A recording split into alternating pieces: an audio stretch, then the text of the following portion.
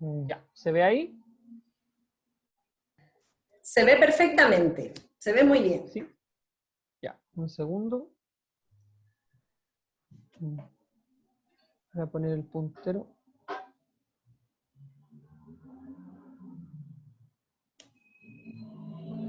Ya, ahí está el puntero, ¿cierto? Se ve el puntero, sí. Ya, súper. Entonces, chicos, vamos a partir con la charla de prevención de enfermedades profesionales relacionadas con el arte. ¿Ya? Inicio nomás, Mariela, o esperamos que llegue más gente. ¿Parto? Disculpa, Alfonso. ¿Parto nomás? ¿Sí? Sí. Bueno, te agradecemos primero que todo y le agradecemos, ¿cierto?, a las personas que están presentes. Te presentamos, tú eres el fonoaudiólogo de SAM, el brillante fonoaudiólogo de SAM, y queremos dejarte a que tú nos expongas, ¿cierto?, esto que nos traes esta tarde con mucho cariño y que te agradecemos. Ya, súper, muchas gracias. Ya, chicos y chicas y chiques. Entonces, vamos con la charla. Ya, a modo de introducción sobre la prevención de los trastornos audiológicos en la actividad artística. ¿Ya? El día de hoy yo les voy a comentar sobre dos tareas específicas que tienen que ver con los trastornos de la voz que se presentan en profesionales relacionados en el arte y los trastornos de la audición. ¿Ya? Primero vamos a comenzar con este último. Me gustaría saber, escuchar algún comentario de qué tan importante creen ustedes que es la audición en su carrera artística. Lo escucho.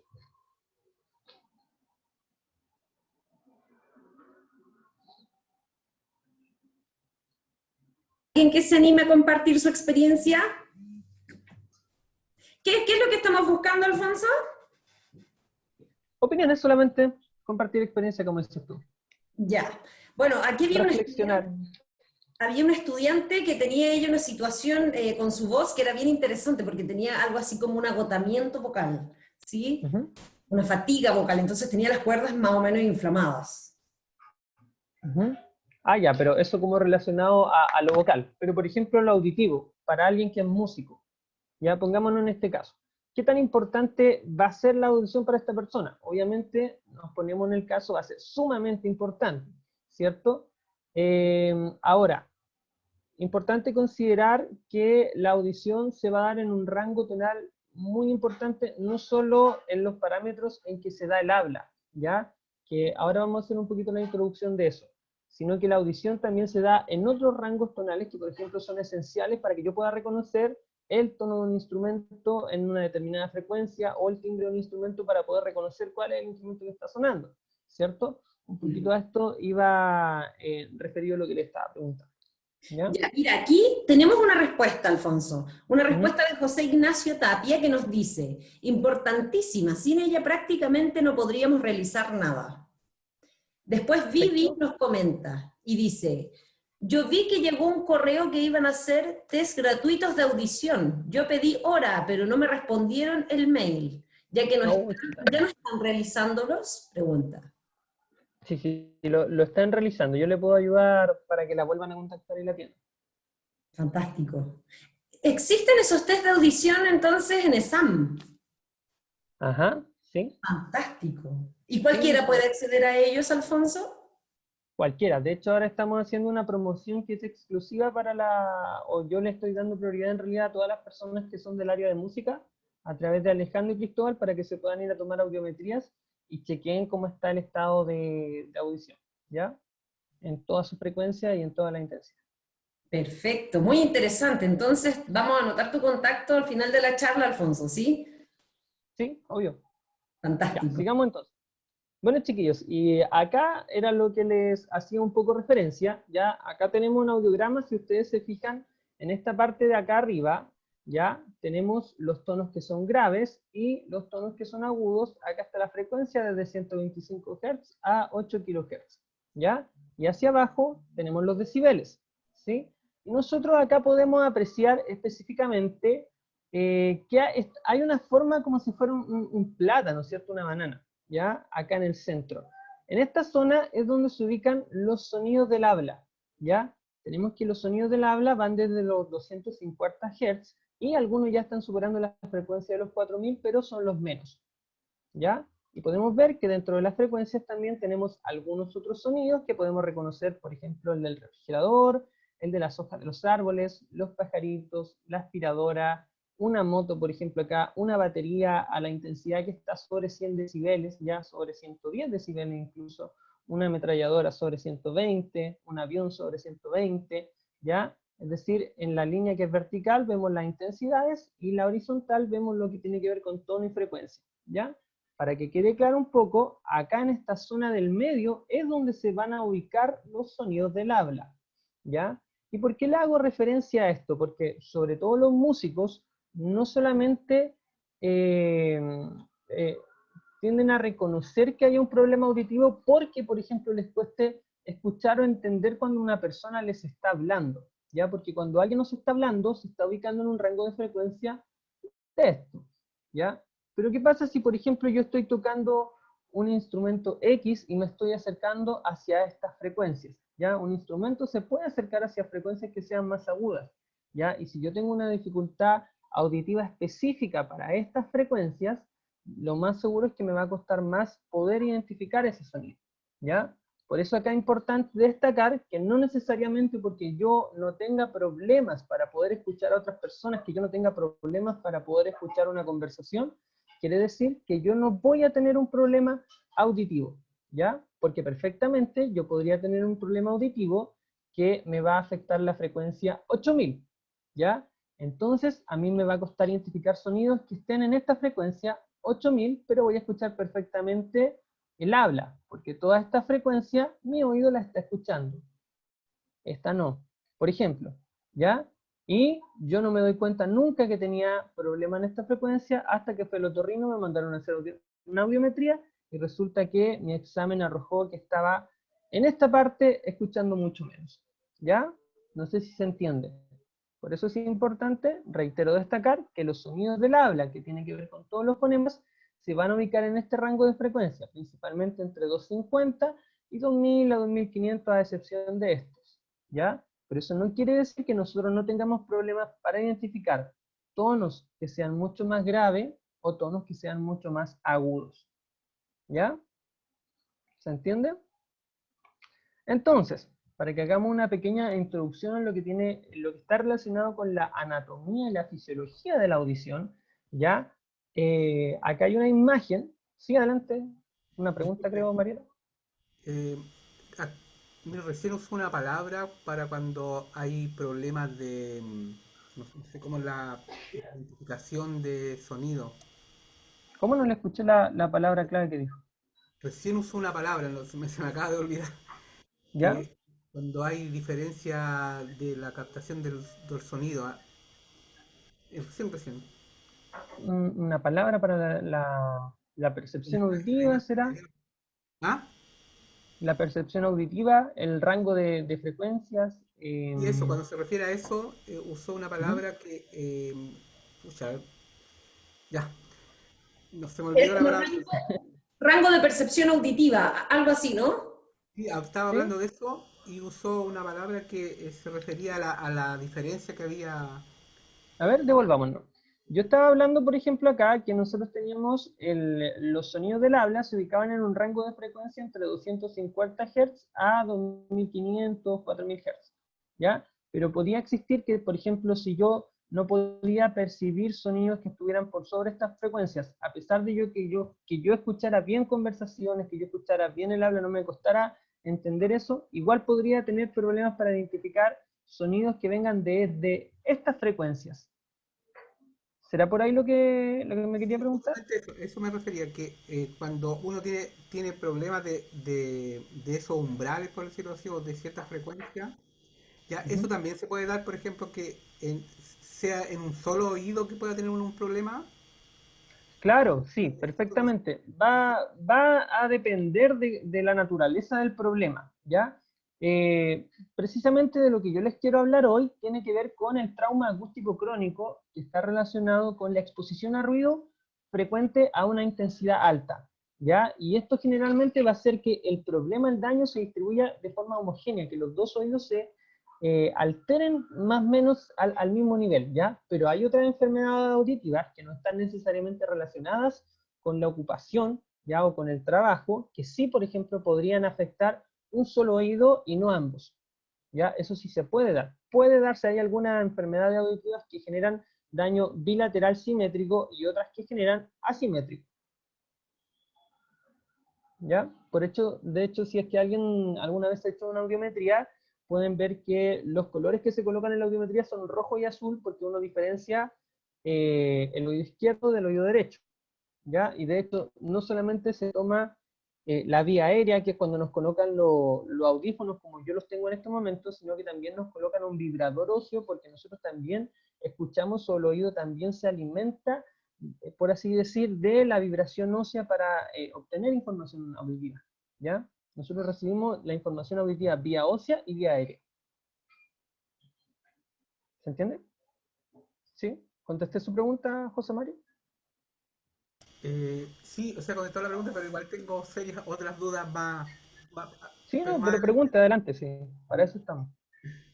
Es que a lo mejor va a hablar del tema, pero mire, yo tengo una diferencia de audición de un oído con respecto al otro, ¿cierto? Yo no entiendo más o menos cómo procesa el sonido o el cerebro en realidad. Entonces, al tener, porque si yo tuviera parejo, llegaría al cerebro el mismo efecto, el mismo sonido, ¿ya? Ujú.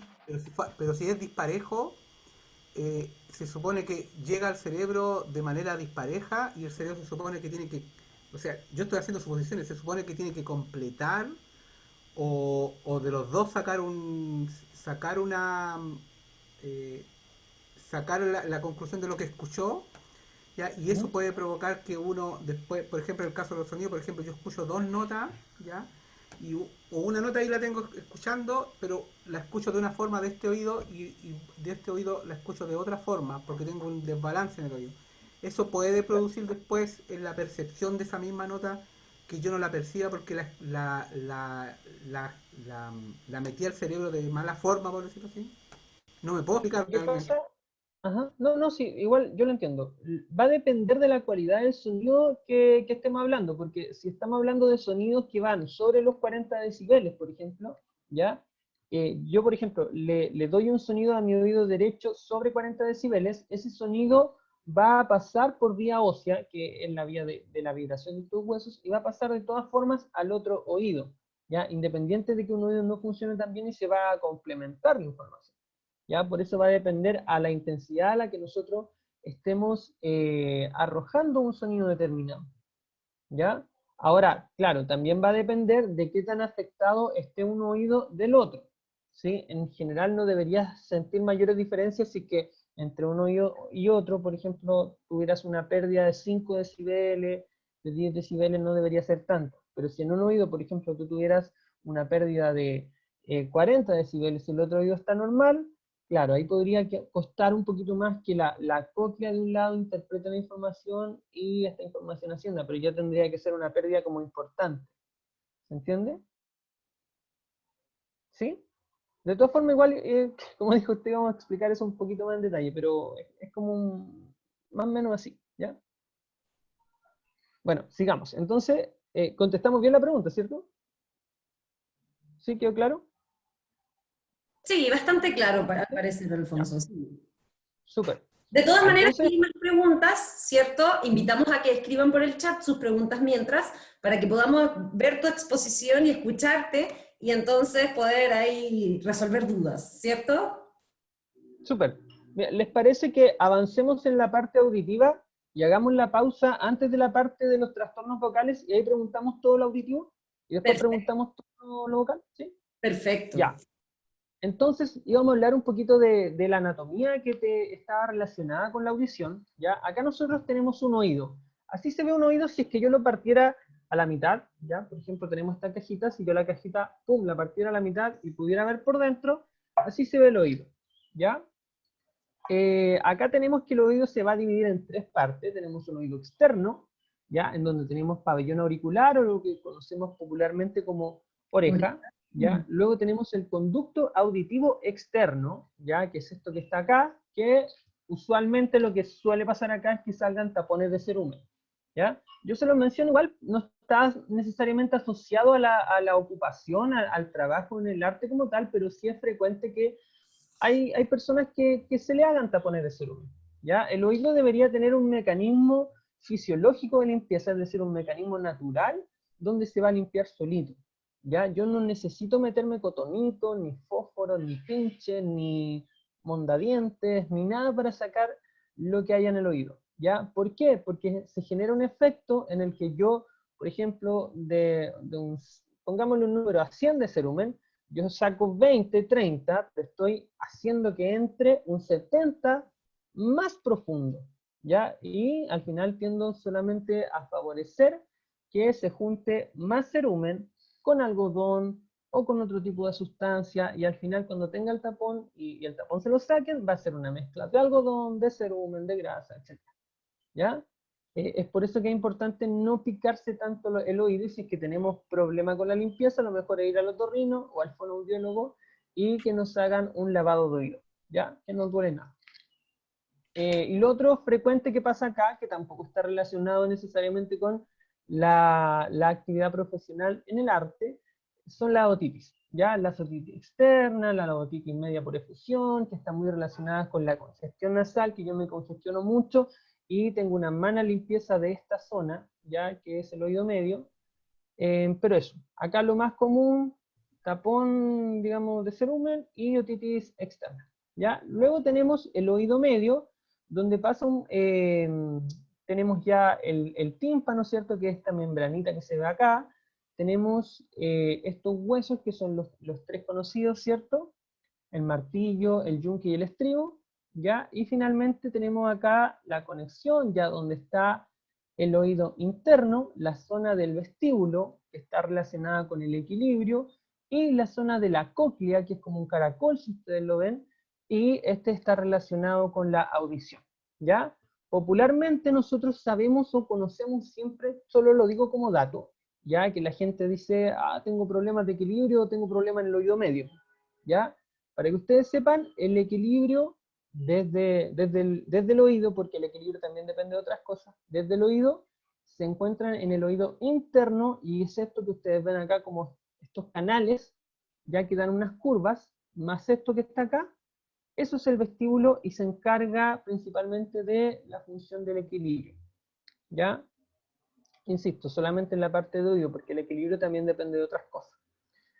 Y bueno, y acá tenemos la cóclea, como les menciono, que en la cóclea van a estar las células ciliadas, ya dentro de un órgano que se llama órgano de Corti, muy pequeño, muy microscópico, en donde van a estar encargadas de recepcionar el sonido, ¿ya? A continuación, en la siguiente diapositiva, vamos a ver la distribución tonotópica de cómo reconocemos nosotros el sonido, ¿ya?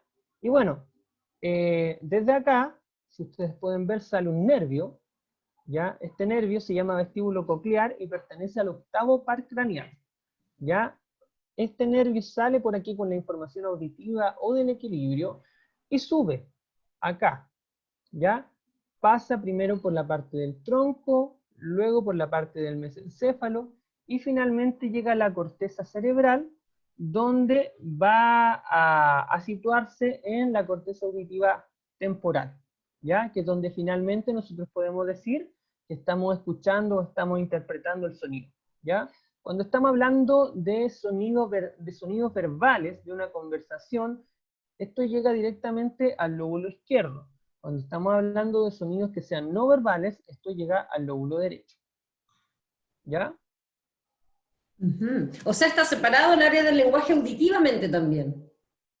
Claro, sí. Lo que pasa es que sube la audición y para que se genere todo el proceso del lenguaje, Claro, tiene que la información pasar ya por una la zona parte que del se lenguaje. llama periciliana, ¿ya? Y en esa zona periciliana hay muchas áreas del lenguaje y se encarga ya de procesos más complejos como la gramática, etc. Por el otro lado ya tenemos comprensión de sonidos no verbales, que puede ser, por ejemplo, reconocer el ladrido de un perro, reconocer el sonido de un auto, etc. ¿Ya? Lado izquierdo son sonidos verbales, pero en ambos lados, en ambos lóbulos temporales, está todo lo relacionado con la semántica, que tiene que ver con el conocimiento del mundo. ¿Sí? Sí. Y bueno, acá tenemos la cóclea y el vestíbulo por separado, ¿ya?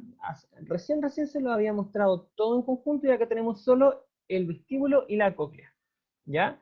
Si yo hiciera un corte acá, en la cóclea, que es como este caracol, ¿cierto? Y lo viera por dentro, muy microscópicamente, podríamos ver esto que está a nuestro lado derecho, que se conoce como órgano de Corti, donde van a estar las células ciliadas internas, que van a ser las encargadas de enviar la información nerviosa o pasar la primera información nerviosa hacia el nervio y que ésta suba por la vía auditiva ya más neurológica hacia la corteza. ¿Ya?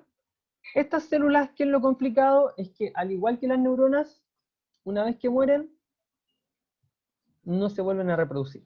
¿Ya? Entonces, célula ciliada que muere, no nos despedimos de ella.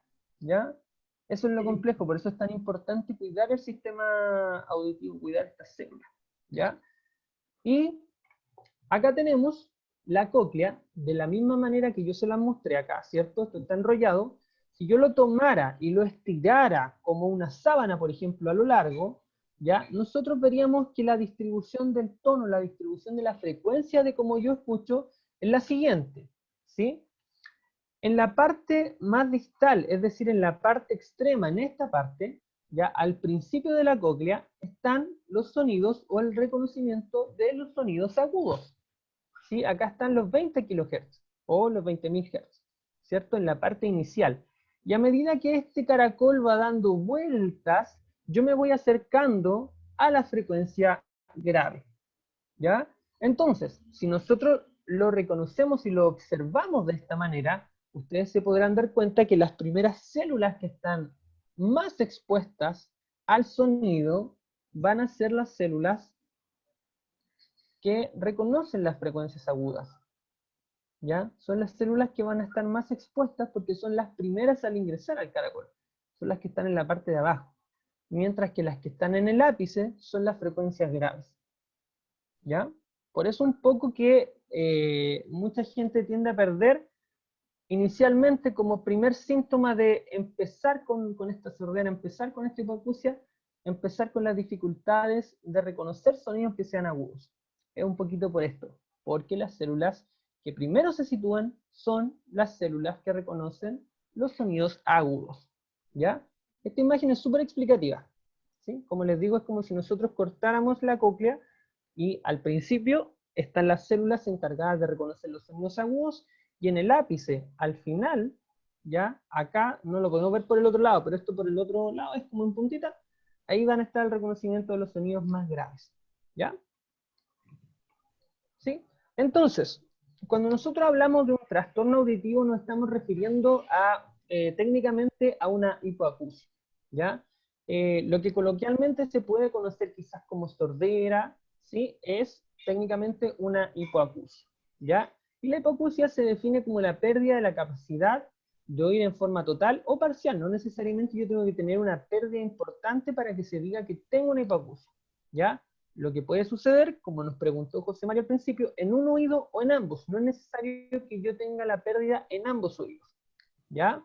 Y la hipoacusia puede distribuirse o puede clasificarse de tres maneras. ¿Ya? Yo puedo tener una hipoacusia de conducción, como es el caso de lo que yo les comentaba del oído externo, cuando tenemos un tapón de cerumen, eso me puede generar una hipoacusia de conducción, o ya, perfectamente, o si tuviera un cuerpo extraño, ya, algo así, genera una hipoacusia de conducción. ¿Ya? Mientras que la hipoacusia sensorio-neural se genera por problemas como los que vamos a tratar a continuación, que tienen que ver con un trauma acústico crónico, puede darse por una previacusia también, que es cuando las personas ya están llegando a una edad más senil, ¿cierto? Empieza a existir un deterioro fisiológico, por lo tanto una muerte fisiológica de ciertas células que va a generar una pérdida auditiva, ¿ya? Y la mixta es cuando ya se nos juntan estas dos, se nos junta la de conducción y la sensorio-neural, ¿ya? Ahora, otra generalidad que no hemos repasado, ¿cuánto sería la normalidad que yo debería escuchar? ¿Sí? ¿Cuánto debería ser lo normal en volumen e intensidad que yo debería ser capaz de reconocer? ¿Ya? Lo normal sería entre 0 a 20 decibeles. Esa es la normalidad. ¿Ya? Si yo ya estoy entre 20 pasadito, ya llegando a 40, eso ya es una pérdida leve, ya de 40 a 60 ya es una pérdida moderada, y ya de 60 hacia arriba ya tengo una pérdida severa. Ya de 80 a 90 hacia arriba ya es una sordera profunda. ¿Sí? Entonces, así está la clasificación de la hipoacusia, así se reconoce la enfermedad como tal. ¿Ya? Y acá tenemos lo que yo les estaba comentando un poco al principio, la patología más frecuente o el trastorno auditivo más frecuente en personas que están relacionadas con el sonido o a alta intensidad, ¿ya? Acá yo incluí esta porque acá la mayoría, cierto, son artistas y me imagino que están en escenarios con amplificadores súper grandes que generan sonidos súper potentes en los ensayos, en salas de ensayo, ¿cierto? Muy herméticas, con batería a muy corta distancia, con guitarras con amplificadores a mucho volumen, ¿ya?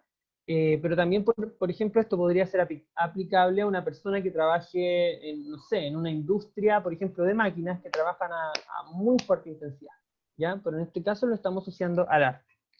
Y bueno, acá tenemos el trauma acústico que, como les dije, se debe o está relacionado, ¿cierto?, a la exposición crónica, ¿ya?, al sonido de alta intensidad, ¿sí? Sonidos sobre 50 decibeles, sobre 60 decibeles, ¿cierto?, son sonidos intensos. Si yo estoy expuesto constantemente, se empieza a generar un daño crónico, que inicialmente, como tenemos en la línea azul, ya solemos ver una pérdida en las frecuencias agudas cuando empezamos a llegar a la frecuencia 4000, pero que la pérdida revierte hacia la frecuencia 8000.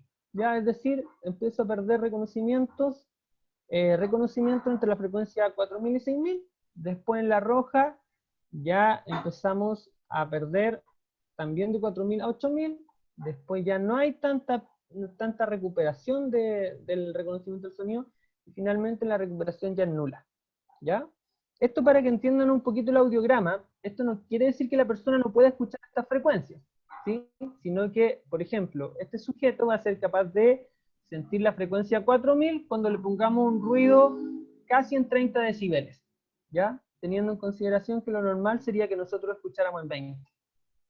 ¿Sí? Es decir, le tendríamos que colocar un sonido muy fuerte a esta frecuencia para que lo pudiera escuchar, ¿ya? Y finalmente, ya como vemos en la última curva, por ejemplo, 8000 Hz, yo a esta persona que está en una fase 4, ya le tendría que poner un sonido a 90 decibeles, ¿ya? Que es bastante fuerte para que recién pudiera escuchar que está sonando algo a 8000 Hz, ¿ya? ¿Y qué es lo complejo de acá que yo le hablaba un poco al principio? Que, por ejemplo, estos sujetos, principalmente lo de las dos primeras líneas, ninguno me va a referir que tiene una pérdida auditiva, porque la zona del lenguaje, entre 250, ¿cierto?, a 3000, por acá, cerca de 4000, si ustedes se dan cuenta, está casi indemne, ¿ya? Entonces, si yo le arrojo un sonido a un volumen normoyente, digamos, ¿ya?, va a ser capaz de reconocerlo, absolutamente. Pero si yo le arrojo un sonido en 8000 Hz a este mismo volumen, a 10 Hz, por ejemplo, no lo va a escuchar, a 20 Hz no lo va a escuchar, a 30 no lo va a escuchar, y ya lo va a empezar a escuchar recién en 40.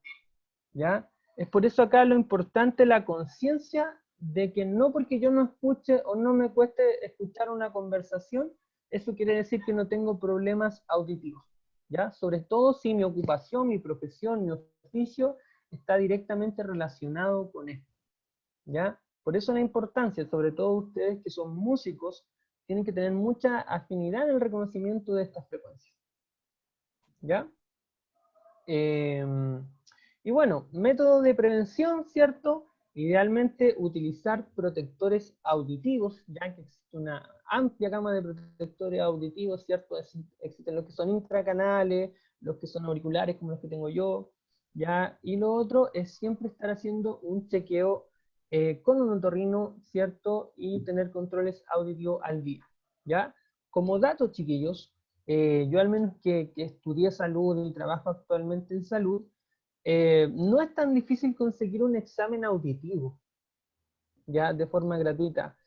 La gran mayoría de las universidades, tanto públicas como privadas, tienen la carrera de fonoaudiología, y en el último año todas siempre tienen una práctica que en la universidad, y uno puede ir de forma gratuita a tomarse uno de estos exámenes, ¿ya? Y de verdad que la calidad es buena, siempre se están supervisando, ¿ya? Así que yo les sugiero que por lo menos siempre vayan una vez al año, ¿sí? Porque de repente pasa, no necesariamente asociado con el trauma acústico, pero por ejemplo con los tapones de cerumen, que tienen este problema y a veces van al CESPAM o al hospital y muchas veces no lo hace el profesional que corresponde, porque no en todas partes hay un fonoaudiólogo.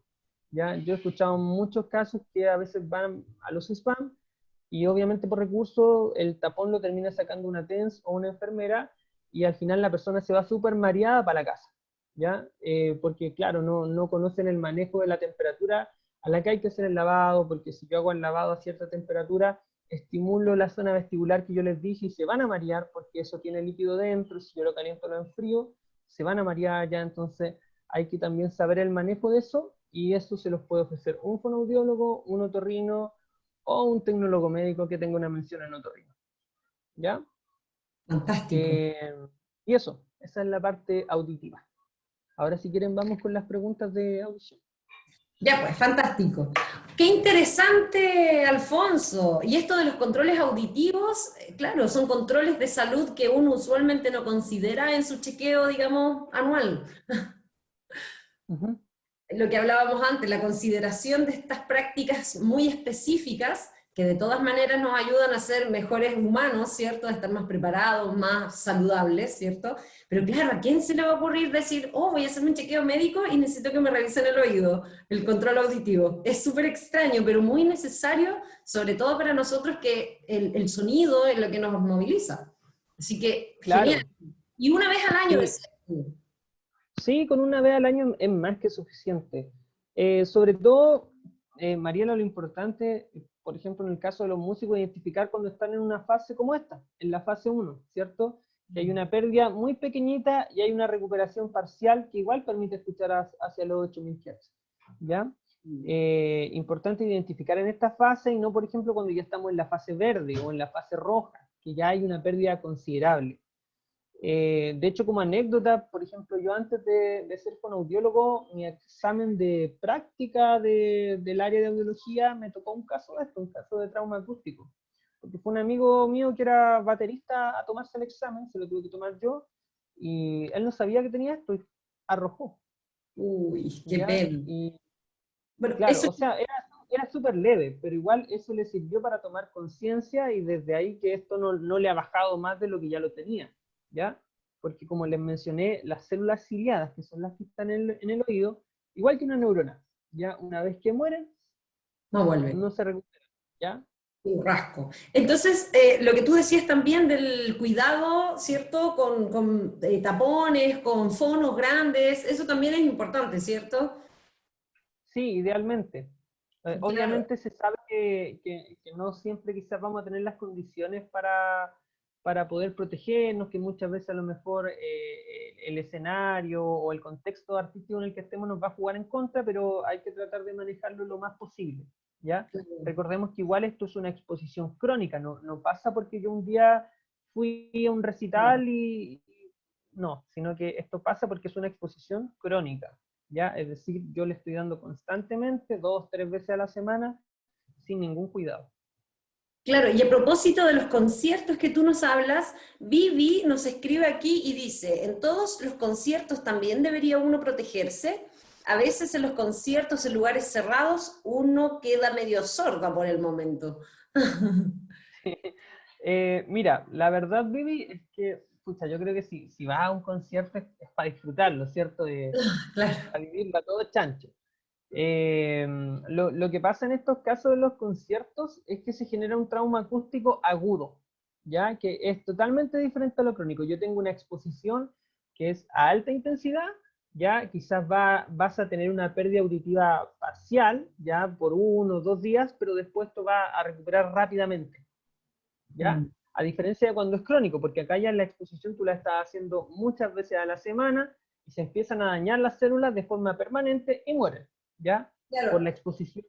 Una vez a un sonido intenso no van a morir al tiro. Claro, lo que, si a ella le gusta ir mucho a recitales, por ejemplo, no sé, va una vez a la semana, eso es una exposición constante de todas maneras, ¿no? Claro, o sea, claro, si fuera así como una, dos veces a la semana, un recital que fuera alta intensidad, así como A la cuando uno va batuta. al, no sé, claro, no sé, al Nacional y te ubicas como muy adelante y al lado de los parlantes gigantes, claro, pues ahí sí. Pero si uno Tapones. va como a un recital piola, Ya, sí, no sí, sé, eso depende, si va una vez cada 3 meses, no, no Eso habría también es problema. un tema, ¿ah? El volumen y la forma en que los artistas hacen sus conciertos. Porque yo, por ejemplo, no soy muy fan de ir a los conciertos precisamente porque siento que no escucho lo que están tocando. Escucho, pero es como un sonido, digamos, que es, pasa mucha información, digamos, entre ese sonido y mi Mm, oído. Entonces, ujú, a mí por lo general no me acomodan tanto los conciertos con estos parlantes gigantes que vienen de 2 kilómetros de distancia, digamos. Y claro, hay gente que claro. es muy fan y que es muy divertido, ¿cierto? Pero claro, se hace uno un poquito de daño. Con tapones, entonces, ¿vamos, Alfonso? O sea, como te digo, va a depender. Yo en lo personal, si fuera un concierto así como una vez al mes, no iría con tapones. Pero si estuviera como fuera todas las semanas a uno, Sí, me cuidaría de los 4 del mes, me cuidaría a lo mejor en dos, en uno.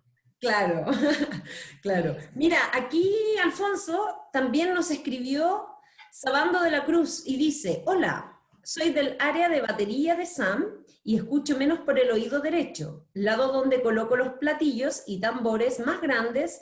¿Cómo puedo proteger ese oído en particular? Mira, yo creo que lo primero que tienes, ¿el nombre cuál era? Es Sabando de la Cruz. Sabando, mira, yo creo que lo primero que tienes que hacer, ¿ya? Es efectivamente identificar si es que tienes o no una pérdida en este oído, ¿ya?